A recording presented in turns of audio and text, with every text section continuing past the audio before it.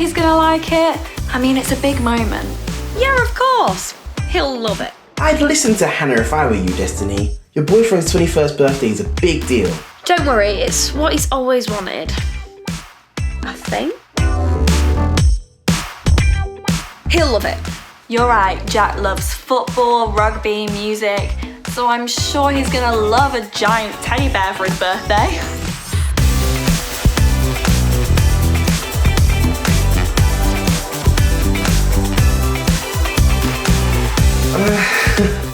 I'm not sure it's gonna have the impact you want, to be honest.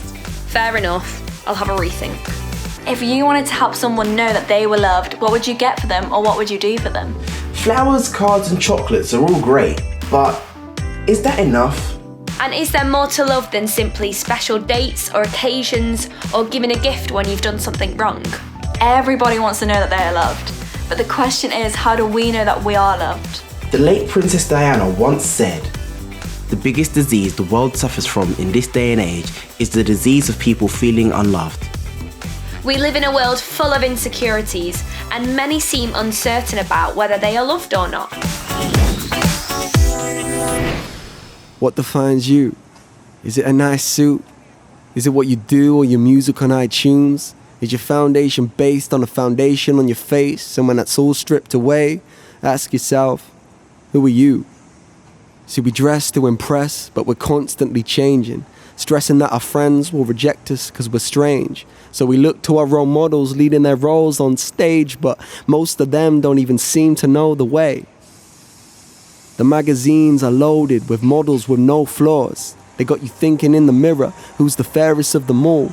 If you read between the lines, you will see that they are flawed, and comparing yourself to them really isn't fair at all.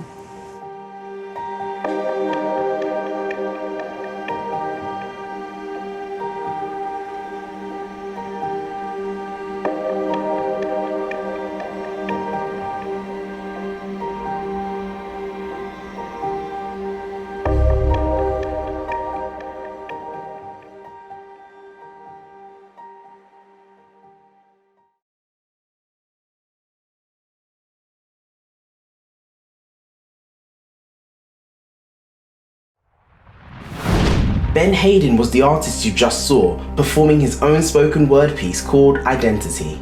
He's right, isn't he? We can be quite uncertain of who we are sometimes. We dress to impress, or we worry that our friends will reject us because we're strange.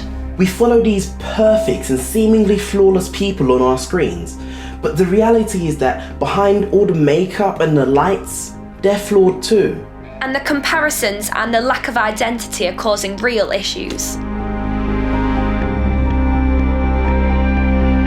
Since 2013, the Good Childhood Report by the Children's Society has been showing a drop in happiness amongst young people. The figures for happiness with their appearance has also dropped amongst young people over the years. And the UK appears towards the bottom of tables when compared to other countries. What's going on? Why are people so unhappy? Why are people feeling so unloved?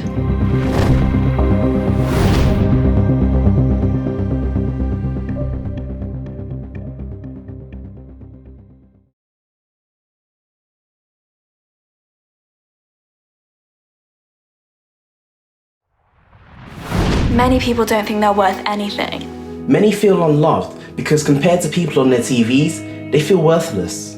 We believe that all human beings are valuable. Here's Ben to finish off his spoken word. Let me introduce a friend. Her name is Value. She never speaks lies, she only tells the truth.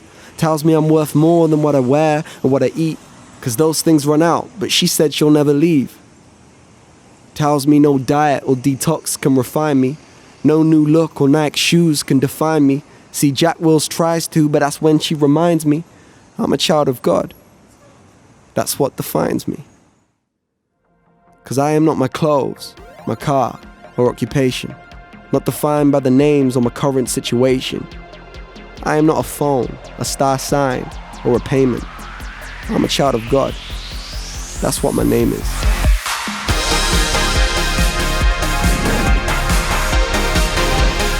Ben thinks he and all humans have worth because we are made by God. and that's where he finds his identity. When you think about it, everything in the world has an origin. Everything has a maker. Your phone was made by a phone maker. Behind every pair of jeans is a tailor. Every loaf of bread has a baker, and all books have authors.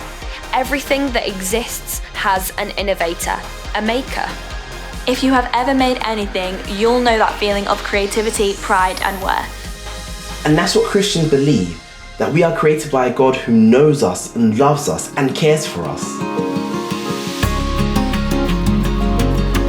There's a story in the Bible of a woman from Samaria whose life was a mess.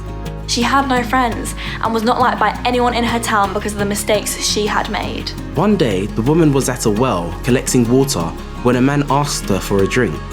This shocked her as she was a woman of such poor reputation. In those days, it was unthinkable for someone to interact with a person of so little worth. What was even more shocking was that the man knew everything about her.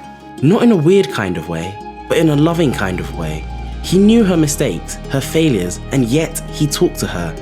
He knew what she had done, yet still loved her. The man by the well was Jesus. The woman did not think much of herself. She had no self-worth. But Jesus knew she had infinite worth because she was handmade by God and loved by him. You'll know how great it is to get gifts, praise, and rewards. But it's even better to realise that you are loved by the creator of the world, and there is nothing that you can do to change that.